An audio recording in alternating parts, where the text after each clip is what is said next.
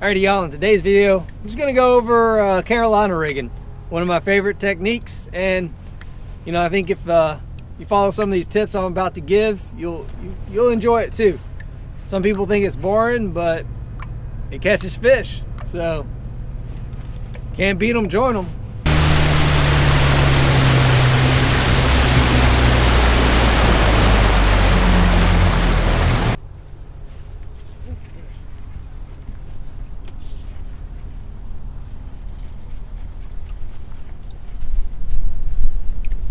Swam all the way up out here, didn't he?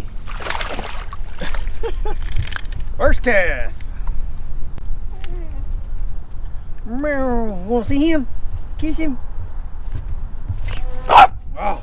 Oh. Getting angry at it.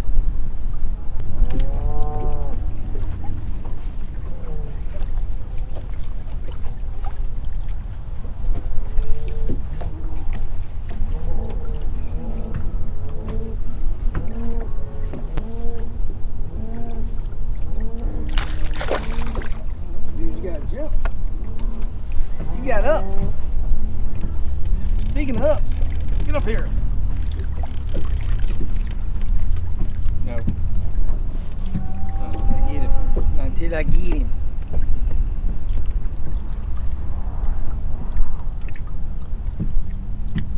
Not until I get him, then you can smell him. And then he's gone.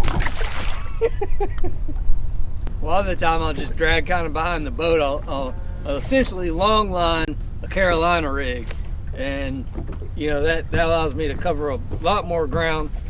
A lot of time I also use the wind as well to drift me into a location while letting out lines so that I can position the bait to hit that location as I come into it.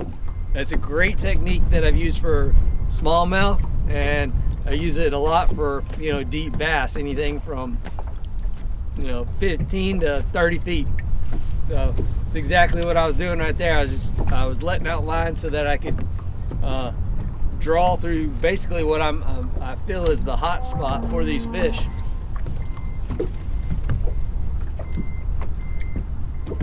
So give long line and a Carolina rig a try, man. That's something I've, you know, honestly I developed for myself. You know, sure, somebody else out there probably already knew about it and done it and all kinds of da-da-da. There's hardly anything in fishing that hadn't been done. So, but when you discover a technique that you like for yourself, well, I mean, that's something you put into practice and you know works. Lord knows I love Carolina rigging.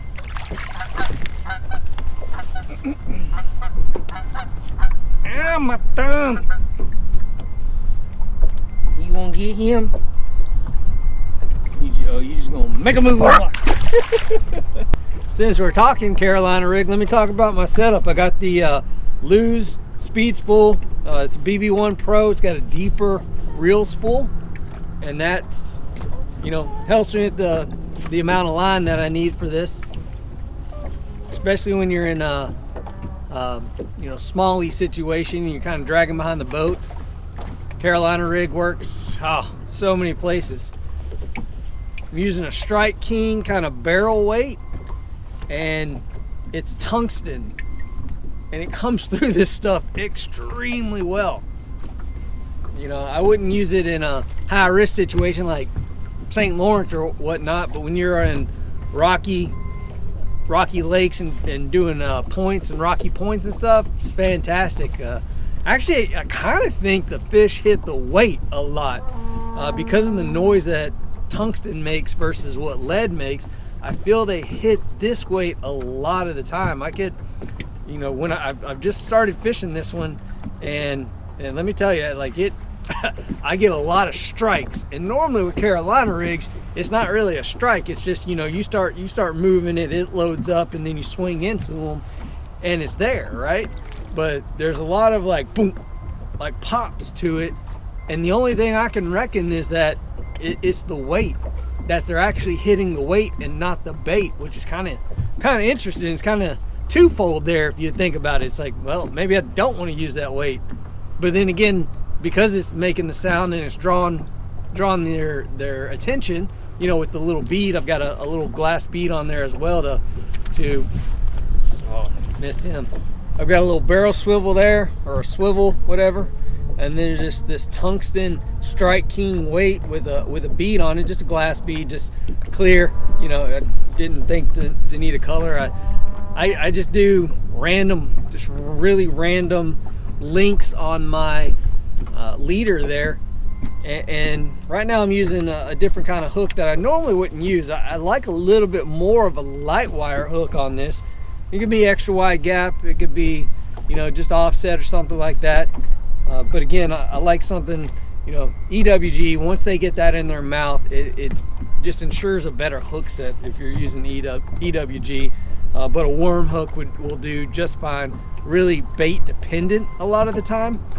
You know, leaders that kind of sometimes depends. Like if they're really taking it, say deep, you know, in their mouth, you want a little bit shorter of a leader, because it'll too long of a leader, they'll have too much time with the bait, and if they have too much time with the bait, well, then they're going to swallow it, and that's not something you want. So you know, smallmouth have a bad habit of doing that. I mean, they get it in their mouth, and by the time you set the hook, they've kind of already swallowed it. So, you know, something you got to really kind of experiment with, you know, but a good couple feet or so sometimes. Never really shorter. I actually never, you know, done a real short one. I should maybe try to give that a try sometime, but I don't see kind of why.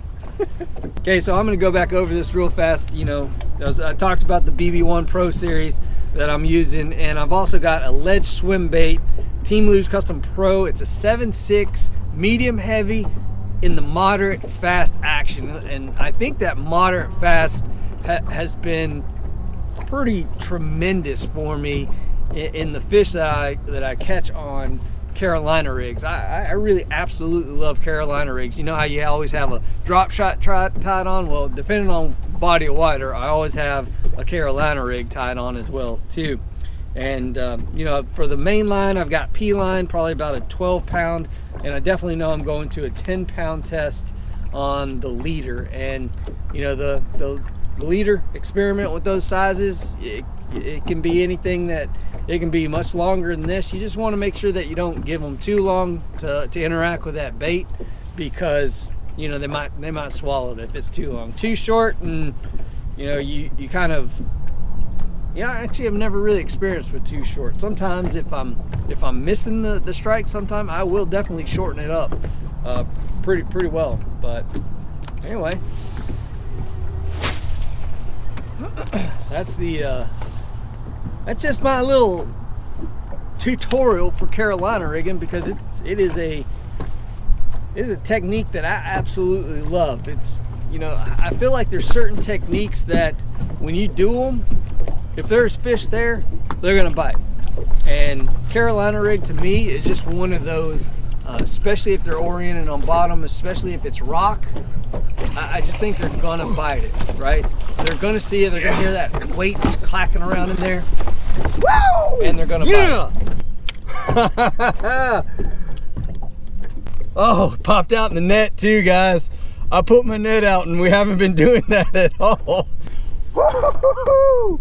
See, I'm missing these fish right now, and I think it's the hook, because I've got a little bit thicker of a hook on there. That was a little fish, little peck to him there, but using a shade larger of a profile bait, a baby brush hog, see? But I think this, honestly, I think this hook that I'm using isn't right for this. That doubled over into the bait. So, and while, yeah, I have landed a few on it, I'm starting to miss fish, even though, you know, I'm kind of moving it and putting it there. There's just a little bit of school there. and that is why I like to use a smaller gauge hook, if you will. You know, a more finesse hook. You know, the Berkeley Fusion series, love those hooks. Fantastic hooks in my opinion. Use quite a few of them. I like my Mustad grip pins, which is I think that's what this is. This might be one of the Eagle Claw ones with the little rubber thing on it. And you know, I'm not having too good of luck on that. That's probably just getting more of a true worm hook. You're doing wormy stuff, and this is not what I prefer to use. So probably gonna change that out.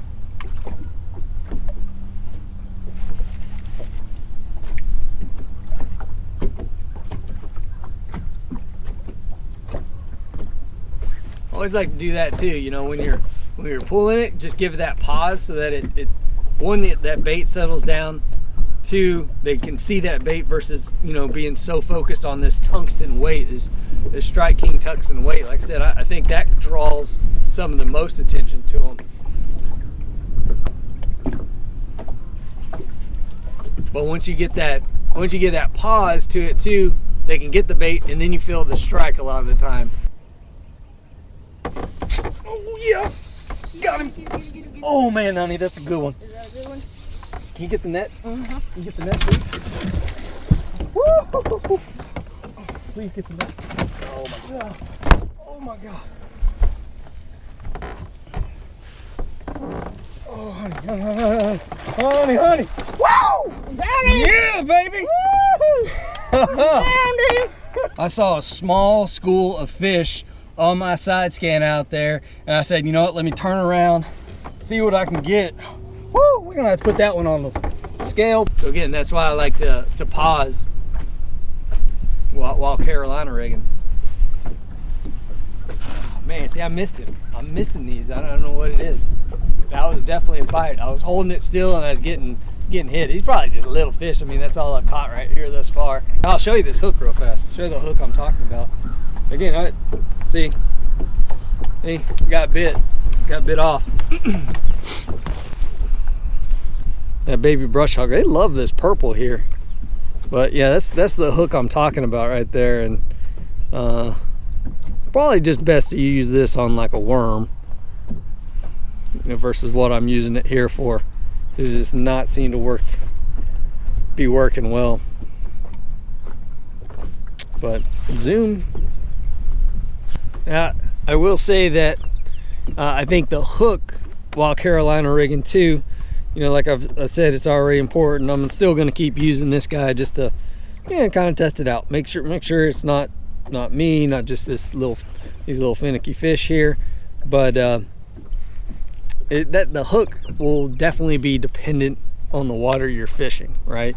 So like I said earlier, if you're fishing smallmouth, I'd go with a lighter wire hook, not some, you know, EWG, Gamakatsu, monster hook or something like that. So just, and of course you're always going to pair that to whatever your bait is as well.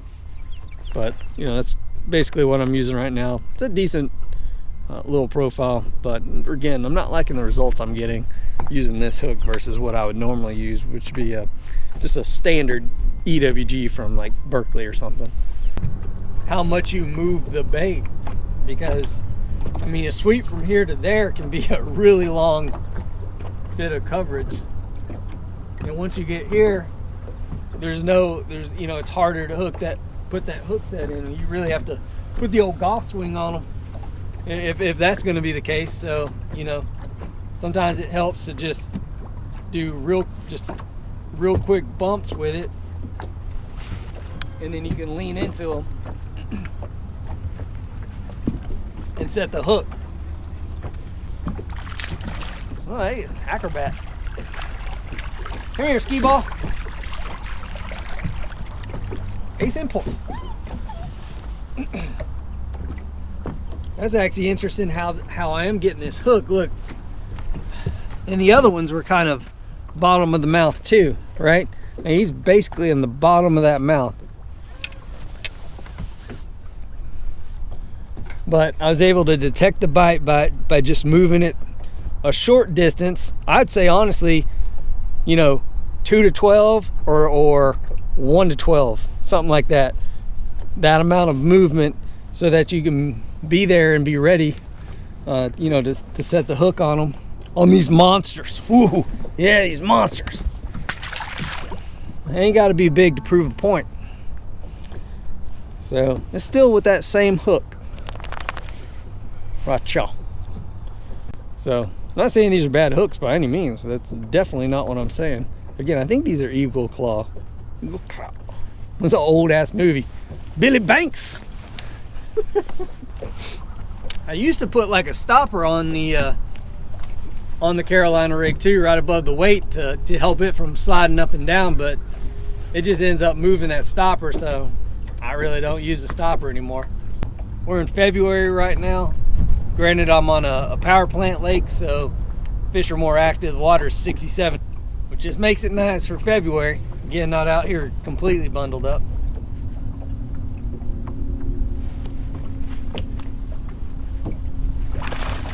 Oh, they're getting bigger.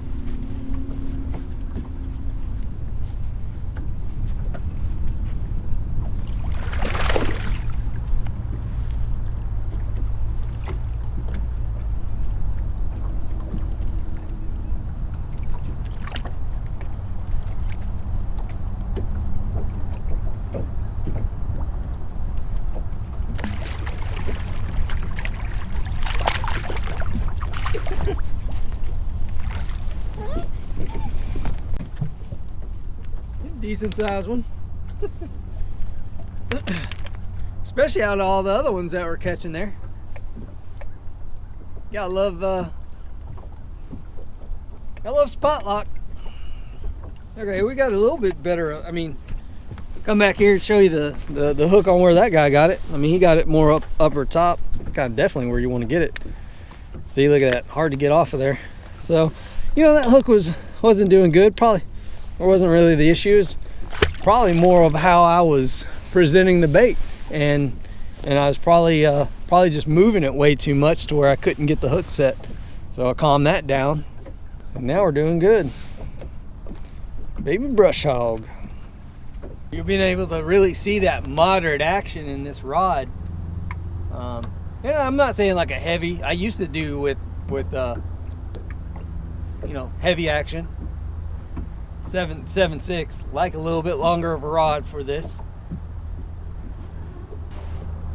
I just like how this, you know, this particular rod, this is one of my favorite out of the Lew's series, this Team Lew's Custom Pro. I'm not sure they make them anymore, but it's been one of my favorite out of all of the Lew's rods. This is just a main lake point.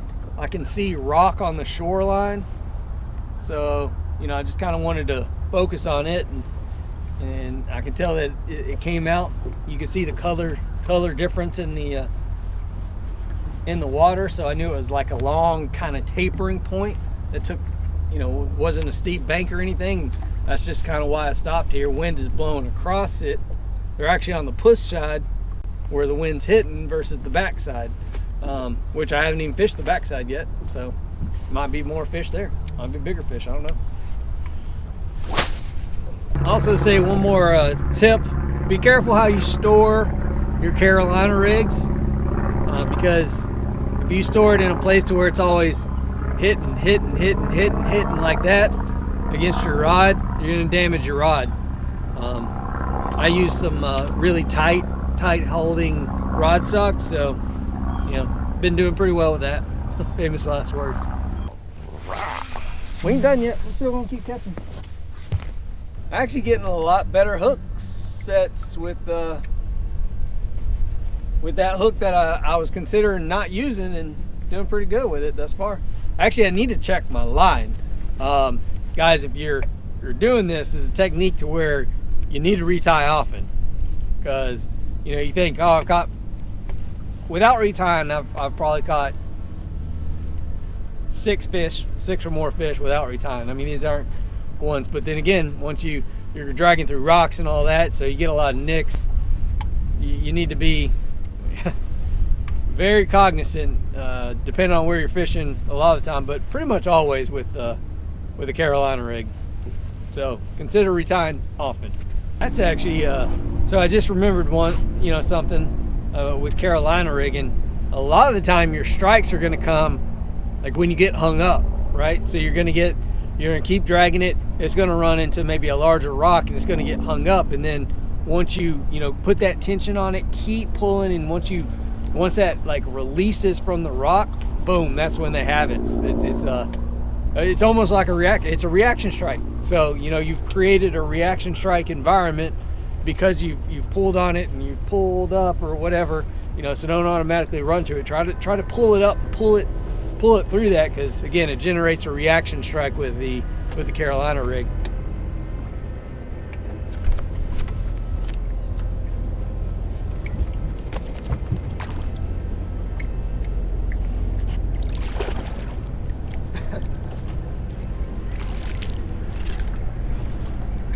Almost exactly what I was doing right there. I was hanging it up in the rock, and then I was putting that tension on it.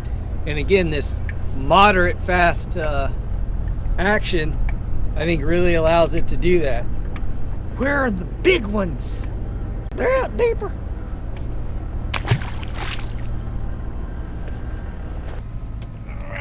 Oh yeah. All right, guys. So on today's video, appreciate you joining me. I was supposed to be recording the outro, then I got interrupted because it's outro for Carolina rigging. Oh, these guys actually got a little bit better size to them. Hold up here. Come here, sucker. Get back here. I know, Bill, you won't come up. Give me a net for me. Get my net, dog. Get my net, dog. All right, guys. So that's Carolina rigging. I was trying to film the outro just so I could have something that says, "Hey, check me out, Instagram, Beyond the Bounds Outdoors. Subscribe to the channel. Appreciate it. Helps the old channel out." Baby brush hog. A little chunker. Maybe I take a picture of him. He, healthy looking guy. Worthy of a picture. Not really. Not really. About all we're catching. Small is what we're catching in February. Whee!